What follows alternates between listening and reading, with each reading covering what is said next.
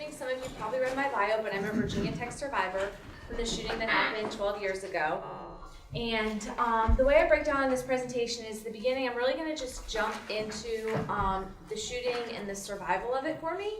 And it may be a little bit detailed, but I do that to give you an understanding of what happened to me, so that for the rest of the things I talk about when it comes to my struggle after the shooting, my recovery after the shooting, it gives you some context to what I went through. And so that's going to be the breakdown of my presentation. I'm going to close with those implications for mental health and some of the things that we can do to help survivors. My plan for senior year was I was going to take all the hard math classes up front, like my freshman, sophomore, and junior years. So that senior year was going to be full of electives. It was going to be this down slope, on my way to graduation in the real world. But it was much different. I had a lot of classroom anxiety. So I always had my eyes on the door. I later learned that the shooter, they believe, had paced the hallways looking into all 5 classrooms to see which ones had the most people. And I missed that suspicious behavior, so I thought I'm gonna have my eyes on the door 24/7 when I'm sitting in class. My ears were always turned up. So if a book fell off a desk, I would instantly be looking around to see if I could figure out which book fell. Because if I could associate what happened with the sound, it would help me calm down. I always played this what-if game, whether I was in a movie theater or a church or any, especially large open spaces, give me lots of anxiety. What if someone came in that door, an intruder, or what if someone broke in that window? And I was constantly running through this what-if game, but I was never allowing myself to be present.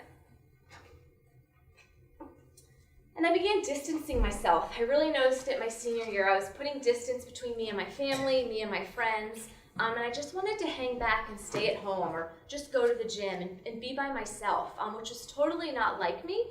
But after doing this for a little bit, I realized I just needed to push myself and just start going out and being with them, even if I was having that anxiety. So I was really lonely. But when I was having those moments by myself, I would pick up my running shoes and I'd go running. And at first it was 5Ks, and then it was 10Ks, eventually it was marathons. And I was just chasing this endorphin high, because what I was doing is I was running and running, but I was really numbing myself from those thoughts and those feelings. I was running from that day. I had a subconscious obsession with this thing right here, the scale.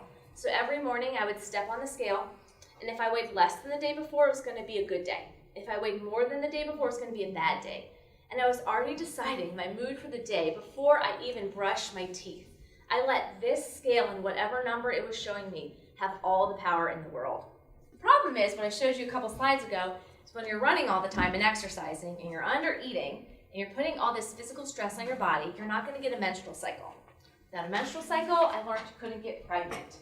So we head to a fertility specialist and we do the pre-screening. And it was the first time I listened to this little voice inside my head, which was saying, you're causing your own problems. So I told my husband, hold up, hadn't shared anything about what I was doing, getting on the scale or being obsessive about what I was eating with him. And I said, hold up, I want to go see a counselor, see if I can get this menstrual cycle back myself. So I switched to an eating disorder counselor. And what I realized that these years where it looks like I was being so successful and resilient, it's actually the lost years. This fog had came over me. And I started being busy because I didn't want to talk about the day. I didn't want to face what happened that day. And as I throw myself into counseling, I tell my counselor, give me anything I can read. I was like a sponge for knowledge about this mental health thing. And I came across this article that was written by a woman. She had lost her brother 10 years ago.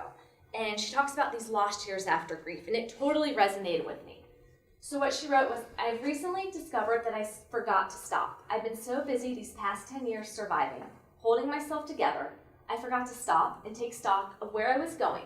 I just started walking down a road because I wasn't ready to be still. And I kept walking and walking and walking, and here I am today, 10 years later. And so I headed into counseling, and that was like this aha moment. So you got 2 different types of light bulbs when you walk into a room. You can have the ones that go on, off, and then you kind of have the dimming ones. In each counseling session I went to every week, it was like a dimming light bulb. More and more was starting to click between the relationship between the trauma I experienced in those 11 minutes and my addiction.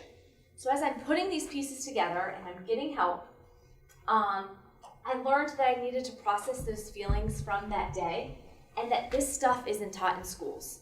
So I learned there were things I could do physically and things I could do mentally to help myself get through this and process that day years later.